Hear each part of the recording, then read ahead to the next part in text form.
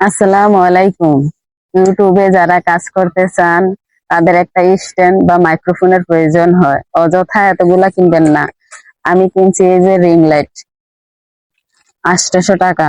এটা দারাজ থেকে কিনছি, আর এটাও দারাজ থেকে কিনছি। এটা একটা পেজ থেকে কিনছি, অনলাইন পেজ থেকে অর্ডার করছি।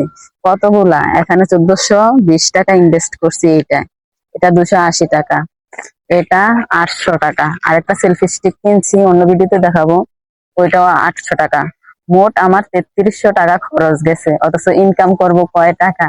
এই খরচ দেখে আমার এলাকাবাসী সবাই ইউটিউবার শুরু করছে, অথচ আমি কিন্তু মানে কি নিয়ে কন্টেন্ট করব সেটাই ভাবতেছি না। এখন লজ্জার ব্যাপার হচ্ছে, যে টাকাগুলা আমি ইনভেস্ট করছি এইগুলা খাইলো তো কামলা। এখন আমি এইগুলা নিয়েও বিপদে আছি। সবাই মনে করতেছে যে আমি অনলাইন থেকে টাকা ইনকাম করতেছি, টাকা আসতেছে, ডলার আসতেছে, অথচ কোনোটাই হইতেছে না। ভিডিও তো বানাইতে পারতাছি না, আর ইনকাম।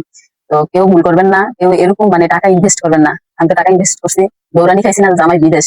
যারা জামাই দেশে আছে তারা এই কাজ করলে ঘর ছাড়া বাড়ি ছাড়া হইতে হইব। আর এই হচ্ছে সেলফি স্টিক। জানি না ইউটিউবে সফল হতে পারবো কিনা, তারপরও চেষ্টা চালিয়ে যাচ্ছি।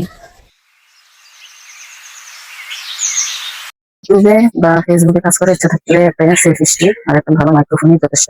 কিন্তু আপনি কোন ক্যাটাগরি নিয়ে ভিডিও বানাবেন বা কি নিয়ে ভিডিও তৈরি করবেন, ভিডিও না তৈরি করলে ইনকাম তো সম্ভব না, ভালো কোয়ালিটি ভিডিও। আমি কোনো চিন্তা ভাবনা না করেই ভুল করছি। তা আপনারা কেউ এই ভুলটা করবেন না, আগে সিলেক্ট করবেন কি নিয়ে কাজ করবেন ইউটিউবে।